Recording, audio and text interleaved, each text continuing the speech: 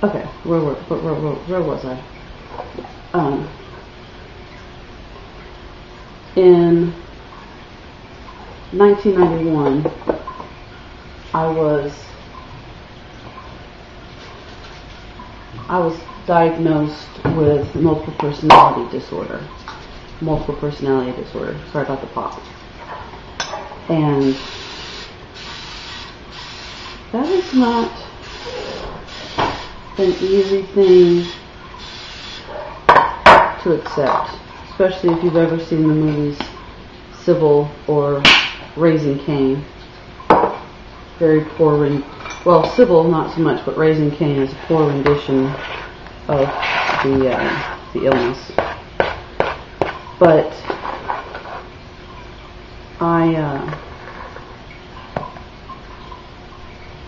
my then wife, Barb, started noticing some very interesting things about my behavior and had suggested to me that I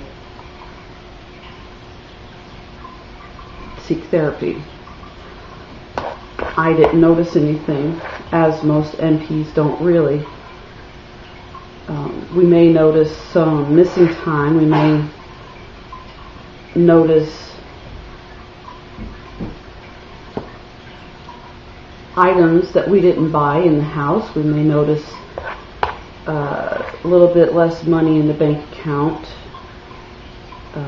gaining weight or not gaining weight, actually losing quite a bit, those kinds of things.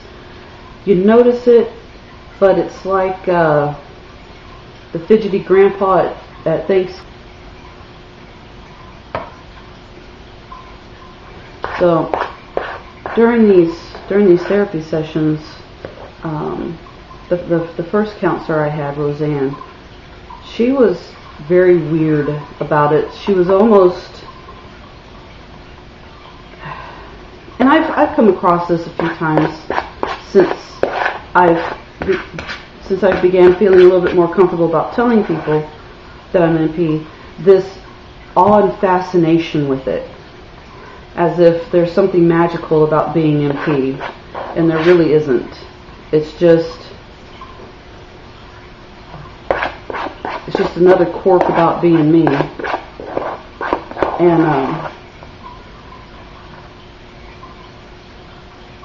when you first find out that you're NP, it's very shocking. It's very disheartening, just because of the things that you hear. Most people think that NPs are very violent people, very unstable people, and we're not. The truth of it is the alternate personalities that we have come into existence for only one job that they will do for the rest of their existence until they integrate, or there is such an established sense of cooperation that they can exist without having to switch. Their whole purpose is to just protect me, or to protect whomever they're in. And that does not mean to be violent. That means to remove the core personality, or to remove the body from the sense of danger. So when I first learned, I was in denial, which is absolutely normal. It's the first normal response is denial, and no, I was not abused that badly to have developed. Every single NP goes through that initial shock, goes through that initial fear.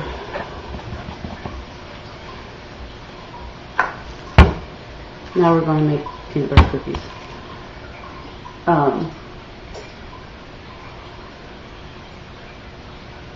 But it's normal. It's okay. Those first initial points of accepting are normal. You have to go through denial. You have to go through denial first. If you don't go into denial, then you haven't started the process of accepting. So the very first thing is to deny. And then anger. It's just like the 5 steps of grieving. You have to go through those steps because something very horrible has happened to you. Something very harmful happened to you when you were young. And it's okay to feel those emotions. It's okay to feel anger and hate and wanting some kind of revenge and feeling that I will never talk to my family again. And if that's your course of action, that's perfectly fine. Don't let anybody tell you, oh, well, you need your family. No, you don't. I've lived perfectly well for the last 12 years without my family. And I have been happier than I've ever been in my life. They are very unstable people. They are very uncaring people. They don't really see much beyond their noses. However, because I have because I have MP, I was able to actually disassociate on such a level that I did not become them. I am not an alcoholic. I'm not a drug abuser. I don't smoke. I'm not promiscuous. I don't have a litter of children to follow me.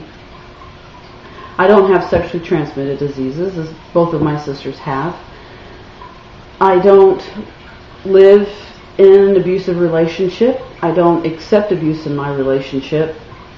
I don't accept anyone trying to control me.